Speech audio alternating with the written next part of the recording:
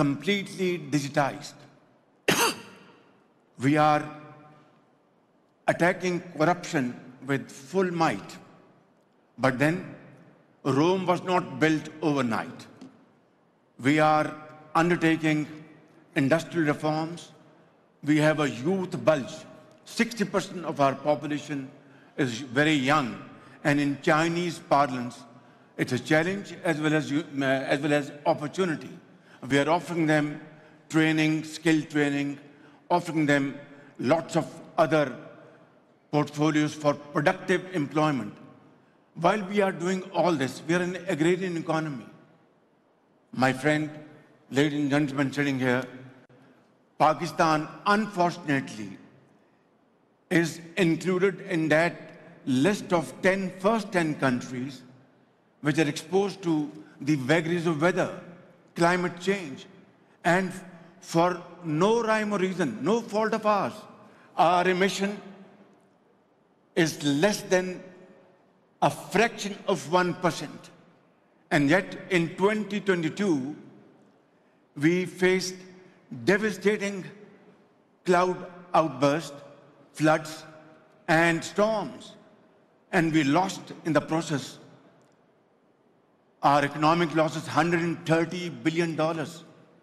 Large swaths of our land was underwater. Crops were destroyed. Millions of houses were destroyed. And then we have to borrow loans to rebuild those areas which were devastated.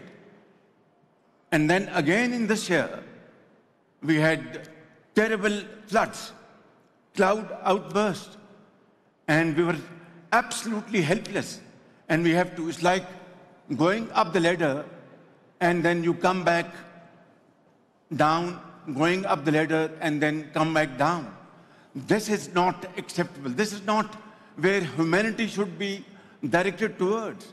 It has to be mutual cooperation. If somebody thinks that countries like Pakistan, who are devastated, loans would be enough, that is not acceptable. It is something which is absolutely unacceptable, because loans over loans, your back will break and you will never be able to stand up. We want to work hard. We are working hard. We are committing untiring efforts to stand up on our own feet. Yet these challenges, which are real, have to be shared by the global humanity to come to the rescue of suffering humanity. Otherwise, this lopsided system will provide devastating results. Therefore, I would like to say that if humanity has to move forward, it has to move forward in unison, share its bounties and grievances together, move forward and share modern technologies with those countries which can use those technologies and grow their production, whether it's agriculture, industry, etc., and employment. This is how I feel, but all said and done, we are resolved by the grace of God. We will turn Pakistan as one of the most growing countries through hard work and untiring efforts, collecting our youth, our natural resources, and our strength, putting them together and make our country stand in the community of nations like a very honorable country. Thank you for your passion, Prime Minister. Short answer to my short question. To be sure that your citizens are convinced that you are going in the right direction in terms of technology and AI, because everyone and the young generation are obsessed now by technology and AI. What are you doing in terms of global cooperation and also what you are doing on technology to be sure that the young generation will benefit from this new trend of AI technology to be inclusive? You are a great tech nation. Yeah, very good question. I think Pakistan is already set and we are moving speedily towards technology and AI. Now, AI, ladies and gentlemen, we must all understand, has its huge benefits and also disadvantages. I think the global north should come and sit on the table who have already achieved a lot of progress in AI, that how AI technology can best be used to make it productive, make it very positive, and have synergy between global north and global south. For example, agriculture. If we deploy AI technology in agriculture, a country like Pakistan and those representing global south countries, this agricultural economy will be completely transformed. Similarly, in industry. And we are, at the moment, training our youth with AI, with technology, with IT, and using whatever means we have at our disposal, but to create hubs, to create data centers, require huge investment.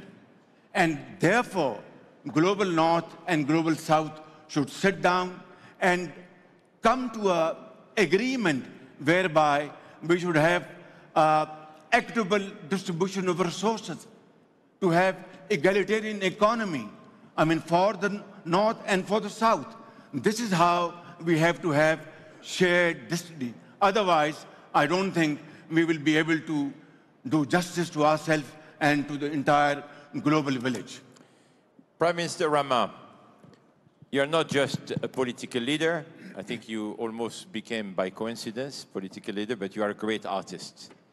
And your creations are amazing. And I was so privileged to visit your office a few months ago in Tirana, and it's almost a museum. So what do you think the role of culture, the role of creativity, art, imagination, technology can play to bring nations again in the right direction and to inspire the people today? Because I think people need to be inspired. Thank you very much. And let me share with you first impression of this table. I'm not used to see Johnny like that. I'm used to see him in the White House bringing cups of the world, of the clubs, and here he comes with a bowl. So bowls for us, cups for the White House. You know, the emperor of the football is here and is one of the very significant signs, I guess, what's going on in this country. Who would have imagined to have in this country only 10 years ago this amazing gathering, and Gianni Infantino himself being here, not just as a tourist, but as someone who is representing the largest human movement and advocating for 2034, the World Cup. Now, going back to your question, I have to share with you my firm belief that there are beautiful places that may be poor, but there is no ugly place that is prosper and rich. So there is a direct connection between beauty and prosperity, and there is a direct connection between people and the space they live in. And I believe that if today the Saudi Kingdom is a role model, this is also very much connected with a vision, part of which is beauty, is transformation that is physical, that is tangible, that shows you that everything is possible. And aiming to transform this desert in Florence 2.0, and I mean Florence of the Medicis, is exactly vision. And what we are experiencing nowadays in our part of the world, namely West, is inertia and not imagination. While what we face in the Gulf and in many other parts of the world is imagination instead of inertia. And of course, imagination is fueled by innovation. Of course, imagination is fueled by the need to climb and to make big jumps, but also imagination is related in one way or the other to beauty. You know, coming from the airport here yesterday, after 6 or 7 years, I could see, and you could feel immediately that there is a different energy in this country. There is a different understanding of the space and of the living together just by looking at the beautiful green sculptures, I would say, on both sides of the street. It's not how people sometimes, because sometimes people used to accuse me when I was a mayor and I started to paint the city, that this is a facade, this is superficial. And I said, okay, just imagine if one morning everyone would get out from the house in the city without taking care of how he looks or how she looks. Imagine what the nightmare would be if nobody would take care of how she looks or how he looks, because it's a totally different thing. So I am a firm believer in that. And I think that we have taken for a long time what we had for granted in our part of the world. And we have consumed all that we inherited from them who thought about beauty. And now we are in the boredom of inertia. And that's why one of the reasons that in your survey, there is this sense that my life is going well, but our country is not going well. And mostly in the countries that have been foreseen for a long time as a place where things go well,